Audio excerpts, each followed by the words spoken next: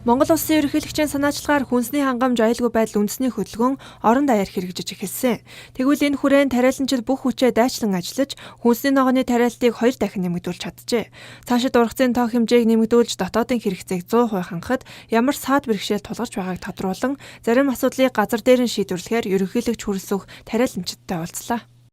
Тусгаар тогтоосон улсын бол одоо бид өөрсдийнхөө улсын эдийн засгийн аюулгүй байдал тэр дотроо хүнсний аюулгүй байдлаа Монгол улс хангах зайлшгүй шаардлагатай болсон. За үүнд манай хадламжид, тариаланчид маань, одоо ногоочд маань, жимсгнийхэн бүгдээрээ одоо маш одоо сайхан сэтгэл гаргаж оролцож байгаад их баяртай байгаа.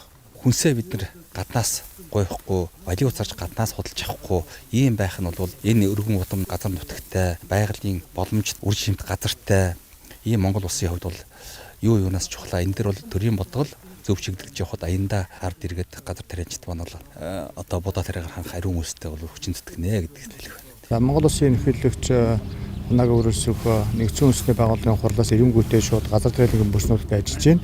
Одоо үргэлжлээд бас хүнсний үйлдвэрүүдээр ажиллана. Тэгэхээр одоо өнөөдөр ингээд нийт одоо ард иргэдийнхээ хүнсний хангамж аюулгүй байдлын төлөө ажиллаж байгаа энэ баялаг бүтээгчдийн ажлын уялдаа холбоог сайжруулах газар дээр нь асуудлыг бас шийдэж байгаа нь онцгой байна л да. Мэдээж одоо үндсэн хүнсээр дотоод хэрэгцээг хангах том зорилго явьж байгаа. Энийн дотор бол нэгт бол бид нар бол үр тариа гурлаараа бол одоо дотоод хэрэгцээг 100 хангаж байгаа. Мөн одоо цаашлбал бүс нутагтаа магадгүй гурлаа үр тариага экспортлох юм бодлого бас явж байгаа учраас энэ ажил маань тариал эрхлэгчтэйгээ нийлжиж энэ ажил маань одоо цогцороо хийх болов гэж ингэж харж байгаа. Тариаланчдын хувьд ургацаа бүрэн гүйцэд хурааж зах зээлд нийлүүлэхэд төр засгийн дэмжлэг шаардлагатай байгааг хэлж байлаа. Мөн нийт ургацын 10 орчим хувийг мал иддэг нь тариалан эрхлэгчдэд ихээхэн хохирол учруулдаг бөгөөд өгөөж мандалуул компани гэхэд өөрсдийн хөрөнгө 800 орчим сая төгрөгөөр мал амьтнаас хамгаалсан хашаа барьжээ.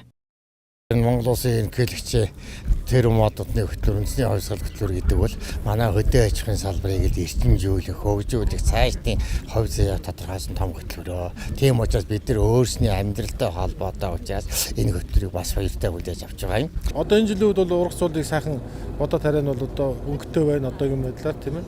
Тэгээ одоо манай үйлдвэрлэл бол хүнсний их хангамжийг одоо Монгол улсын хэмжээнд хангаад илүүдэлтэй болсон. Энэ онд улсын хэмжээнд Улаанбуудаа төмсний хэрэгцээг 100%, хүнсний ногооны 70%, тармил тэжээлийн 50%, туслаг ургамлын 32%-ийг дотоодоос хангах боломж бүрдэх бөгөөд хүнсний ногооны үйлдвэрлэл өнгөрсөн жилийнхээс 10 гаруй хувиар өсгөр байгаа юм а.